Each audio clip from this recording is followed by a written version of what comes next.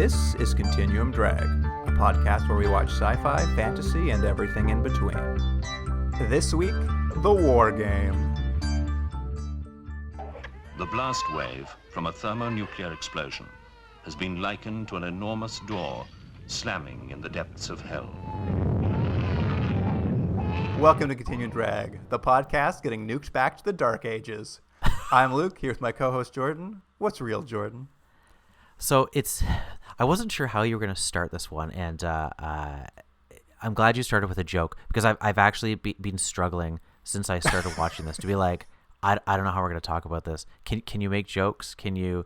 It's just I feel like we've seen some sort of iterations of this, but this is also like the most self-serious sort of dark thing I think we've watched on the podcast, and I'm like, I literally my first notice, I don't know how to talk about this. No, well, I've got notes. Don't worry. We'll work our way through. But yes, this week we're watching, I guess we're going to call it a TV movie. It's from 1966. It's a BBC pseudo-documentary called The War Game. Mm-hmm.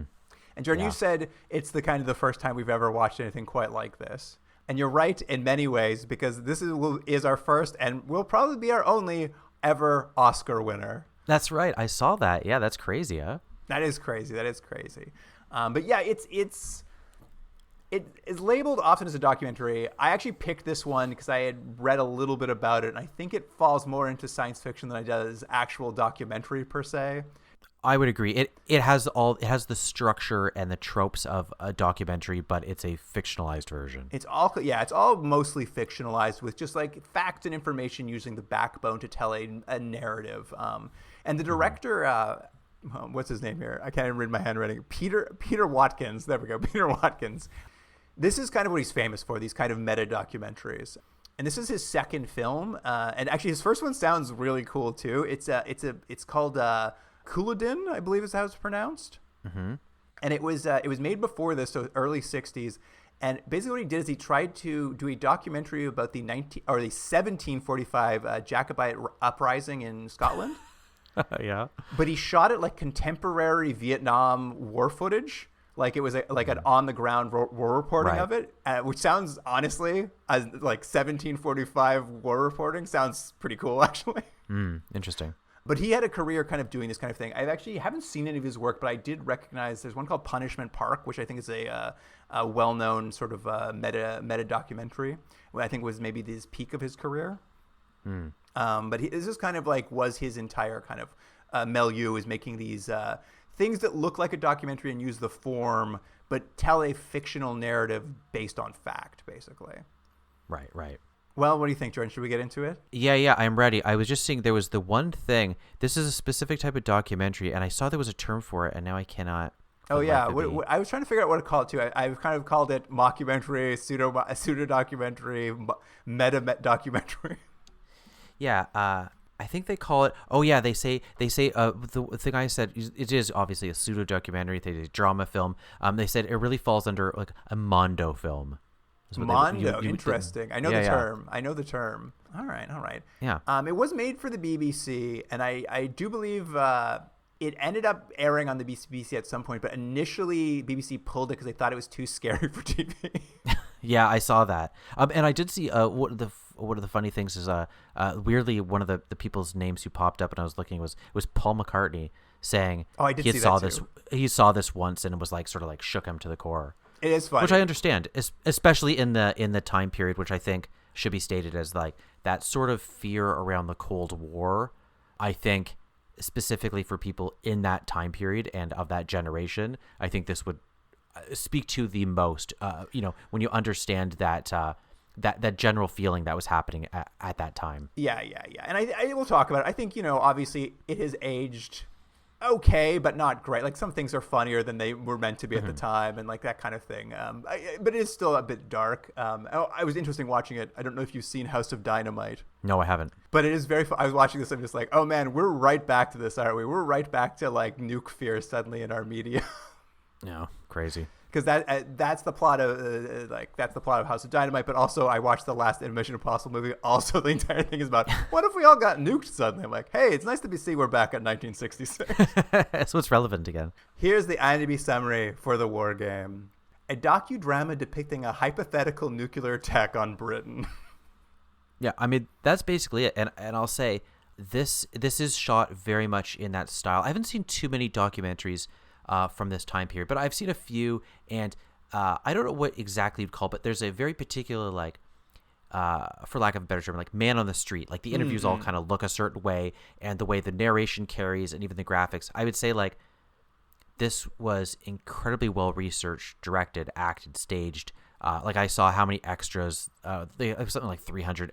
Essentially, people huge performed this. cast of So extras to make it look the like actual, you're just on the street doing a documentary. yeah, the actual undertaking of this is impressive to say the least, and I think looks almost exactly as a documentary of this time would be. Now, that being said, the actual content, I'm on the fence of how much I actually like enjoyed watching this, but I think it's one of those things where I'm like, the talent behind it and the execution is rather flawless.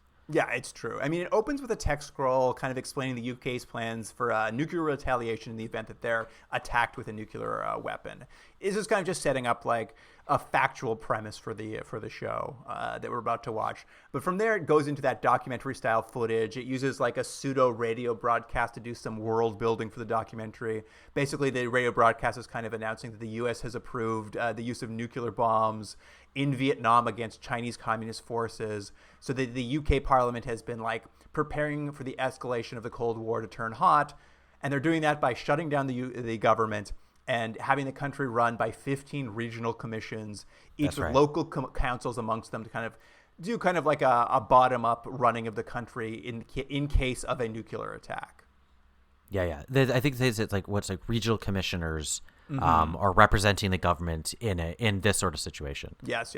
And the documentary is primarily focused on the county of Kent, which is where it was shot. And as you said, there's a huge amount of cast. They shot it in Kent with locals. Basically, like the town came out and they just made a movie together. So it's all mostly non-actors doing this like weird little documentary. For the most part, and I think you're right. There's a few people that like you kind of see they're doing a thing, but like 99% of it is very, very well done. Like no one seems to be performing. They're just delivering a very realistic dialogue of how people would act and great job casting locals who could like deliver for sure.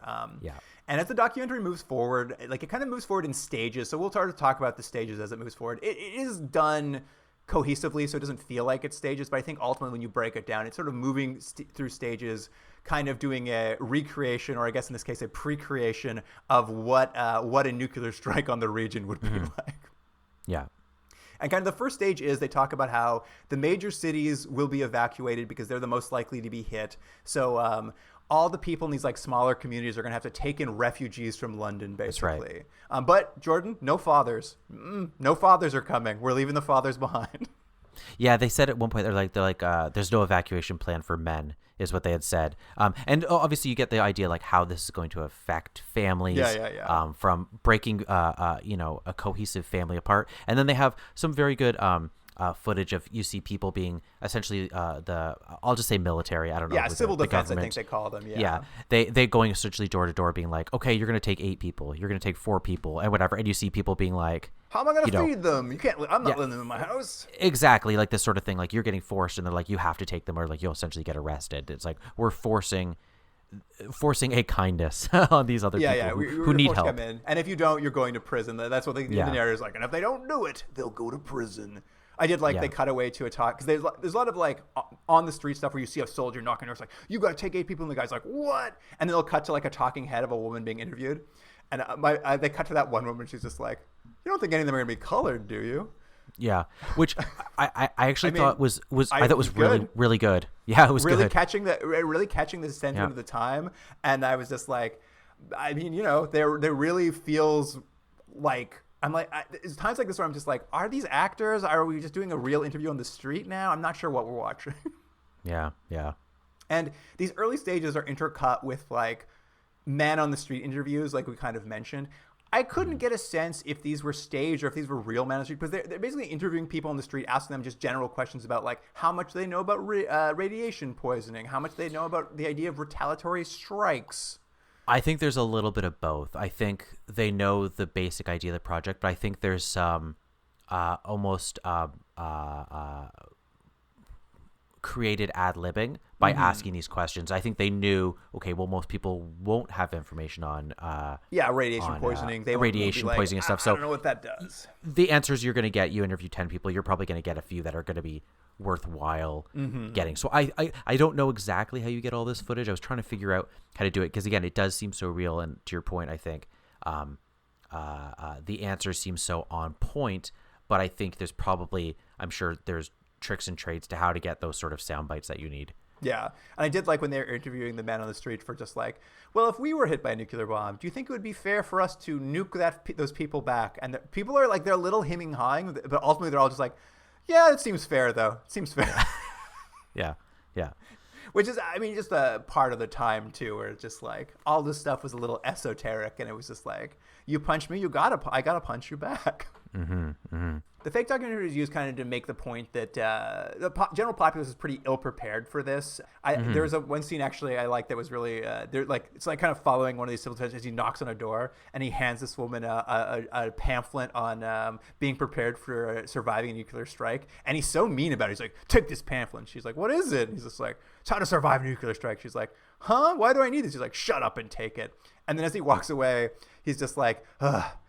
We have to hand these booklets out now because the government made them and tried to sell them to the populace, but people didn't want to buy them for some reason.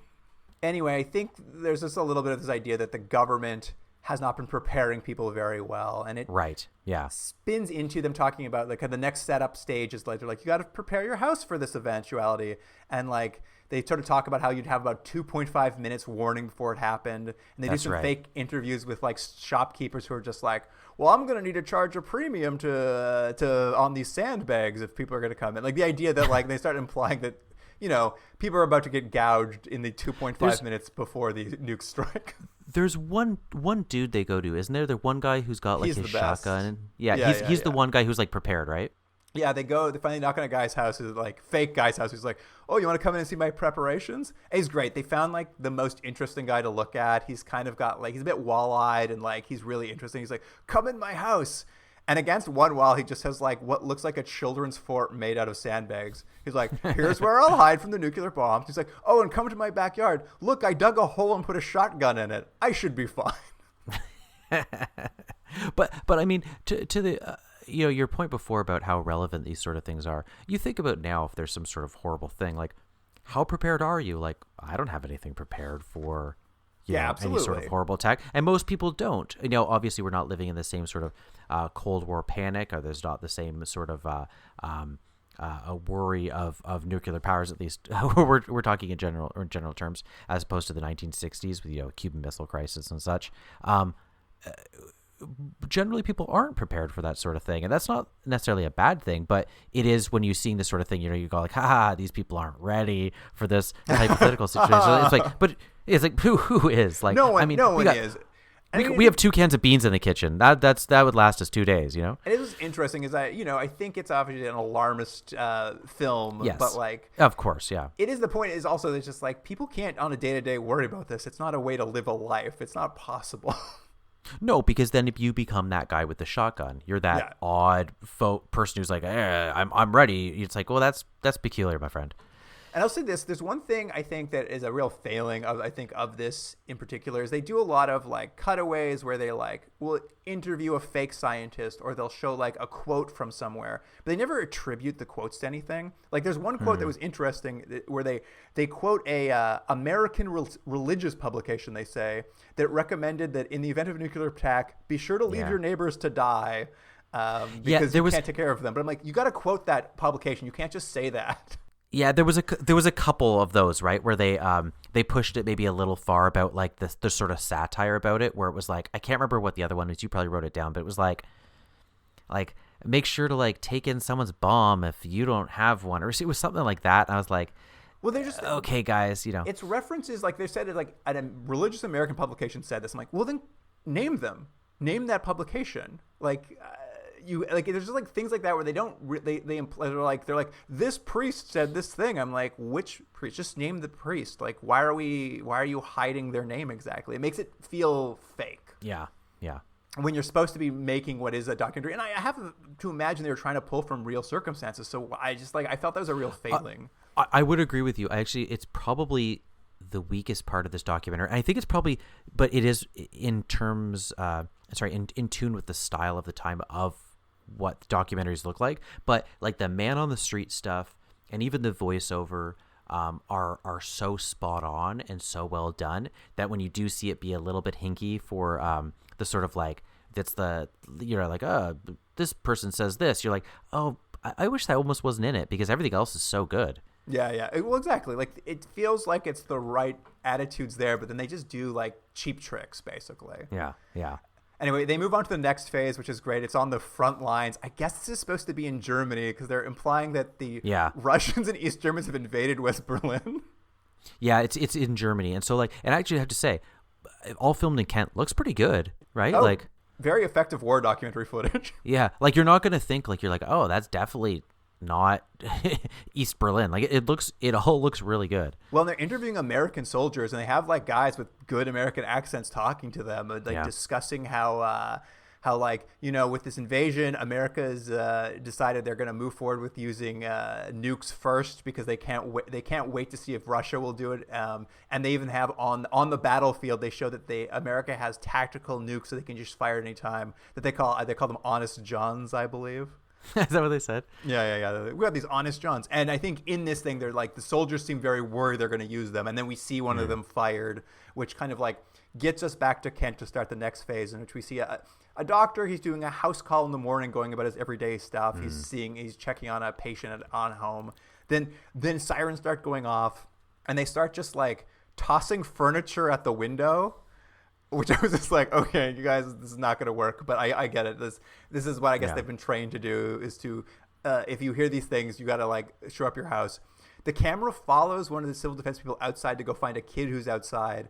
At which point, the nuclear blast goes off. They do a great effect here, very cheap effect, where the film becomes negative, basically. They do the negative version of the film to imply that the nuclear blast is hitting these people. And the civil defense woman and this kid start like screaming and grabbing their faces. And there comes on and says, and their eyeballs melted from the nuclear blast.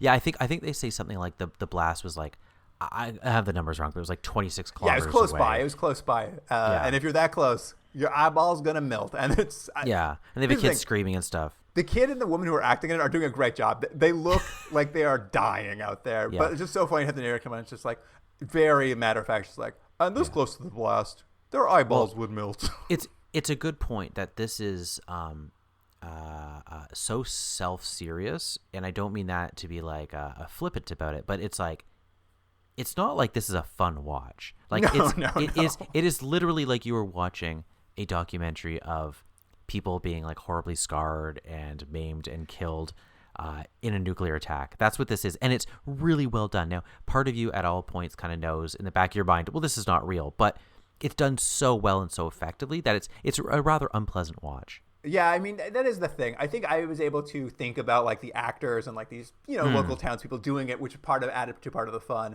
But they are very effectively like recreating, like this is very much of a period where like we have war footage for the first time. We know what it looks like on the ground, and we're going to attempt to recreate as much as we can. So it gets, from this point forward, it gets very chaotic. It gets very gritty moving forward. And we'll talk about some of these sequences, very effective in some ways on no budget, essentially. We see a family a bit further from the blast, so we can hear a bit more about how the blast affects people further away. This is a harrowing scene. I have to imagine for you in particular, a harrowing scene. It's a man and his wife and their two toddlers, and they're scooping them up, these just weeping toddlers who were outside during the blast, hiding underneath of a table, being like, I don't know what to do. Yeah. No, it's I say it before. It's all really effective and all really upsetting. And what I love is they're huddling under this table, and the narrator comes on. And he's just like, even from this far away, there will be several like shockwaves from the blast. And the quote here is probably the best quote of the documentary. It's like, quote, "The blast wave from a thermonuclear explosion had been likened to enormous door slamming in the depths of hell." That's right. I remember that. It was such a good quote. I'm like, it's like a door slamming in the depths of hell, though. A really bad door. That's what scientists say. It's like Is this when it gets to the point where it's really showing like the effects of like everyone being poisoned and such, right? Well, yeah, the next stage we see is the firestorm, which is where it's real on the ground reporting. And we like, there's sort of firefighters fighting fires in this sequence. There's like supposed to be all this wind blowing through at 100 miles an hour. It is very funny in that like within the like world of this film, this firestorm is happening. Firefighters are battling fires. There's people covered in soot. And then they'll cut to like just like a lady on the street being interviewed. Like she's covered in soot. She's missing teeth. And you can't even hear what she's saying because the wind is so loud. It's like, that's right. Like the idea that someone would stop to do like a man on the street documentary during this is very absurd. But like within that context, you're seeing like firemen and like they're talking about how like the oxygen will be sucked out and they're just showing firemen dropping dead, people running, like kids with it's all black and white. So they're able to do like really good burn effects without having them be very like effective. Yeah. But the idea that this firestorm will then blow through the city, followed by, as you said, we're gonna get poison air coming in. People are gonna be dropping dead from that. The people who survive are gonna I think they said that there'll be one doctor for every 48 people at that point. Yeah. Which it's a bit silly, but like very effectively getting the information across. And they're just like there'll be so many people dying. Doctors will have to make triage decisions and put them aside because some people just won't be able to be saved.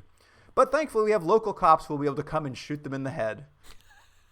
Yeah, I mean, I did feel the further we got away from what we sort of know, and the fictionalization of it stretches a little bit. It's actually really grim for sure.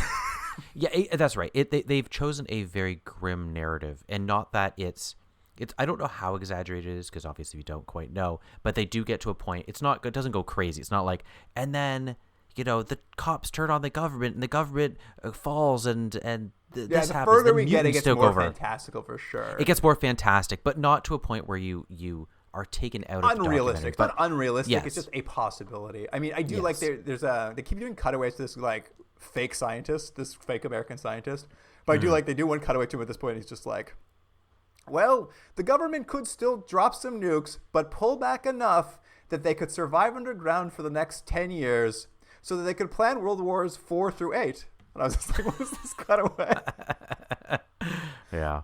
I mean, it's very exaggerated, obviously, but like for a point. Well, I should say, a lot of the times they talk to the doctors or other people, authority figures. Mm-hmm. I think they're really pushing the unintentional callousness of some of these people. They talk about these numbers, whether it's like, oh yeah, well this would happen and this would happen, and the doctors, even when things are happening, and they still have this when they cut to an air expert, they're it's as if they're not attached to it in any way, and they're still being very clinical. And I think that's an effective use of this documentary, because they'll have them saying something that seems so kind of removed, and then they'll compare it and juxtapose cut back it with to the on the street, the war reporting. Exactly. It's very different. Like they cut back from that guy being like, oh, they'll have time to plan the next war. You cut to like an interview with a nurse in a thing, and she's just like, I was running here when the blast went off. I had a child with me. He's dead now. I'm like, okay. Yeah. Just like grim storytelling on the front lines. Yeah, and I did think the same thing. I didn't mention earlier, but it is funny because some of these talking heads, as you said, were like, they're like people with just like soot in their face. Yeah. Like, yeah, things are bad. I'm like, yeah, you can't even wash your face. And they're just like, these are kind of like the immediate after effects, like after the firestorm, poisoning, and then a lot of other doctors. And it's great. At one point, it's like, and there'll be like other problems, like people have mental issues probably afterward. And they just show people like rocking. And it's like, the things they've seen might affect them. I'm like, yeah, it might happen. That's right. They do. That's funny. They do say that. But you're right. They move on to the next stage, which is kind of where we're getting into like more theorizing. Is like you kind of enter like a military rule section, where like the documentary crew within this fictional documentary is now denied entrance to where they're burning bodies by the military's burning bodies. They're denied entrance, which is very funny to see them now also breaking the fourth wall, being like, you can't come in here. Yeah. And they're sort of going into like how, like in Dresden, we'll have a bucket. We toss wedding rings in to try to identify people's bodies later. They're like, referring back to the recent World War and like kind of how that, they're able to map that onto what might happen for us basically in 1966. And like, they're like, even within the radius after the bombs dropped, like radiation's going to affect people. And like, again, they cut back to that family with those 2 toddlers who just had that harrowing experience. And they're just man on the street interviewing the dad outside his home. He's just like, yeah, the doctors say the radiation is probably going to kill my children. I don't know what to do about that. I'm just like, Jesus Christ. Yeah, I know. I'm telling you, there are moments of this where I was just like, it's bizarre because as a TV viewer, movie viewer, you know how fake this is, and they're somewhat unintentional kind of winks at certain points, but it's so bleak. It's just so bleak to watch, you know? So they just cut back to someone who's like, man on the streets, like, so how's your day going? Really bad. Extremely bad. Yeah. Hey, remember my family? They're all dead. And then we move on to like the next stage, which is the long term. Like this one's like 3 weeks out, and now we're like 4 months out kind of thing.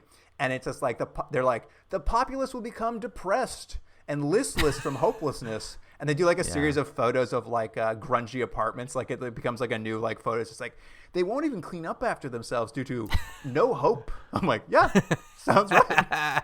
That's when you do the worst cleaning in your life. When you got no hope, your place is never looking good. Okay. And they're like, and then of course the hunger riots will break out. So law enforcement will be the only one who are fed in order to keep the populace in line. Then the populace will turn around and start murdering cops on the street. I'm like, okay. Yeah. Everything's going well. Yeah. They're like, so the cops will start doing public executions to keep them in line. I'm just like, and then the narrator comes on and is like, and all of this could happen before 1980. I'm like, thanks, narrator. Yeah, that was a funny thing that I heard that because I actually rewound it. I was like, did they just that's the time they put out 1980? Yeah, within the next 14 years, we'll all be in hell. Yeah. Yeah. And then they're kind of like the sort of final section of documentary. This is where they're like 4 months later, they're like walking around a refugee camp just showing like all these urchins and all these people covered in dirt. And they stop to do another man on the street interview with a woman who's they're interviewing this refugee. And she's just like, you know what? I'm really worried about the children. I think all of this might give them some character disorders. Yeah, I bet.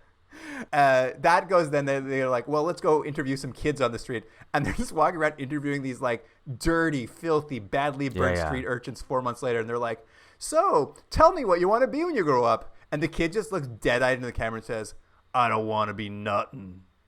I was like, this is great. This is the most nihilistic, like they're basically like, in the future the children will be nihilists because nothing is left. Yeah.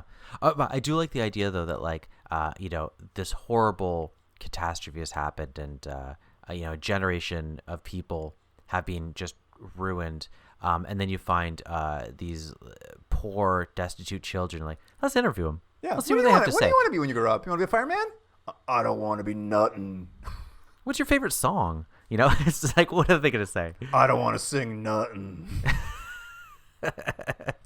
And the kid, honestly, those kids they found are great. They look absolutely a mess. They behave as if they are like absolutely destroyed. I was like, good acting on these kids. It's like a really grim, nihilistic end to the documentary. Mm-hmm. And the film sort of closes with like a bit of a narration, like implying, this is all obviously fake. This is all like looking at a possible future and really condemning the government and the media for not like drawing public attention to the actual risks of nuclear war. That like the government and the media are both responsible for us not being like the populace not being more like attuned to fighting this possibility, like being more peace active. Yeah, exactly. Yeah, so it's like you see, it's a somewhat of a call to action to not only be better prepared, but also to understand that these are the possible push back ramifications on the world powers, that they shouldn't be making these decisions on your behalf. Exactly. Yeah. And that's sort of the end of it. I've got some final notes here. I don't know if you do. It's bleak. Here's one. There's one cutaway they do to like one of these like experts, these talking head experts they do, the fake talking head experts. But one of them, I think, is a scientist. He has the best burn. He like burns society so bad in it. I think his quote is like, technically, we live in an atomic age, but essentially, but emotionally, we're still in the Stone Age. And I was just like, burn, got us. Yeah, that's pretty good. Got our asses. And I don't know if you've heard of this. I've seen it before, actually. And I've had it on our list of things to watch for the podcast, but I've never pulled the trigger because I've seen it before. And also, it's, 2 hours long and as grim as this. But in 1984, BBC made a TV drama, TV movie. There's basically this same idea, like what if nuclear war broke out in Britain, but told as a drama over the course of like 25 years through the lens of one single family. And let me tell you, where it ends is one of the grimmest endings you'll ever watch in your life. Yeah. Well, maybe next year we'll watch that. Maybe next year. It's a great movie. Like, it's like really quite astounding television movie. For, TV movies we watch are often quite cheesy and bad, but this is like very effectively done. It's called Threads, if I didn't mention that. But very much I can see Threads clearly. There's a clear through line from this to that, I think. Right. But that's the movie, Jordan. Sorry, it's a bit grim, but I thought it was an interesting, at least, variation on kind of the TV movies we've watched, and that it is. I would call it mostly fictional. Like most fictional post-apocalyptic movies, they draw from real ideas, but by presenting it within this mock documentary, it kind of does give it a lot more grounding. And interestingly, it's executed for sure. No, we've definitely seen some things, I think, in this similar vein. I can't remember the name of that. There was like a newscast thing we saw, like the Ghost one. Ghost Watch. Yeah, I mean, sillier. It's a little sillier, but same sort of thing of presenting something in the most realistic version, using the medium is telling it in a different way. Yeah, exactly. And I think that's, at least for me, the most interesting thing of this is what an achievement this is, and how realistic it is, and how well executed it is. I think it's again, really well researched, well directed, well performed. Everything. I just think the people behind just did a top-notch job. My struggle as we review it is like, do I rate this critically or based on my enjoyment? Because those are two very different numbers. Interesting. Yeah, it's a good question, Jordan. Well, let's get into it. What do you think? What do you want to give The War Game? Well, as a like taking a step back, as like, again, as a piece of filmmaking, I'd probably give this like an 8 out of 10. I think it's just so well done. In terms of my enjoyment of it, it's like 3.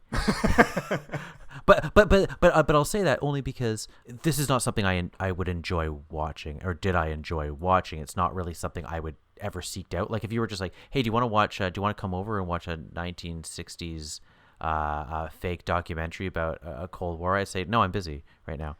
You want something about a robot who falls in love. Yes, I'm like, oh, interesting. And does he cause the nuclear fallout? I think so. So it's like I've torn of two things of my own personal, like, I just don't really like this sort of thing. But I think it's really well done. So I don't know. How are you rating it? Are you gonna mulligan? Are you gonna mulligan? I don't know. I don't know what to give this thing. I thought it was fascinating. I enjoyed it. I was really well executed. I think there are elements I don't like as much. I think that are like a little disingenuous. But overall, obviously, I think the behind the scenes is interesting. I enjoyed watching it. It's only 45 minutes long, though. That's probably nice. It's a grueling 45 minutes. Yeah. So I'm going 8.5. I think it's a really interesting time capsule, extremely well executed by like someone with a real vision. Well, you know what? I'm gonna go critically. I'm gonna give it an 8 out of 10. Is what I'm gonna give it. Fair but enough. I'll just say again, my enjoyment it's like a 3. I mean, this is the thing I'd watch for fun, so I'm on board. See, that's the thing. We're different. Like I would never watch this for fun, but I'm I'm glad you enjoyed it. I had a great time. I was like, what a crazy movie they made. Yeah, and I was just like, oh, good. There's more people got burned. Oh, it looks really real. There are cameras panning down to this child's burnt, withered arm. I just like, why am I watching this? I don't enjoy this. Oh, well, listener. Like, couldn't one of them just pulled off a mask and be like, I was an alien the whole time? I'm like, there we are. This isn't really Earth. It's the Planet of the Apes. Thank God. Yeah, exactly. Yeah. I can go about my life without another ounce of worry. Mm-hmm. You prefer an allegory. That's right. Well, listener, that'll wrap it up for The War Game. Obviously, you'll probably have different thoughts than we did. You can always get a hold of the continuedrag@gmail.com. And on Instagram, TikTok, and Facebook, we'll have clips from the war game. There'll be some real grim stuff, but it's interesting to look at. Yeah, this is really going to be a weird juxtaposition with the other clips we normally put up on social media. Yeah, like really like things that look like you're in the middle of an actual war zone in 1966. Yeah. And mixed with beside like a Swamp Thing clip. You can find that at Consumed Dregs, our handle on all those social medias. But thank you for joining us, listener. See you on the next one. I'll see you then. Can't get enough Continuum Drag? Commission a bonus episode for charity. Want us to watch an episode we missed after using the escape pod or during a best of run? No problem. Is there an episode of a series we've never watched or a TV movie you want us to cover? You got it. Wish we'd comment on your favorite movie, content, or other weird media? Sure, why not? All you have to do is make a donation to one of the charities selected by past guests on our website. We suggest a donation of $50 per television hour of content we're watching, but everyone's means are different, so give what you can. Get all the details about bonus episodes for charity on our website, continuumdrag.podbean.com, or follow the links in our social media profiles. Continuum Drag is recorded in Ontario, Canada, and Seoul, South Korea. Theme music by James Rick Seidler, produced by Jordan Delic and Luke Black. Special thanks to Aaron Hughes.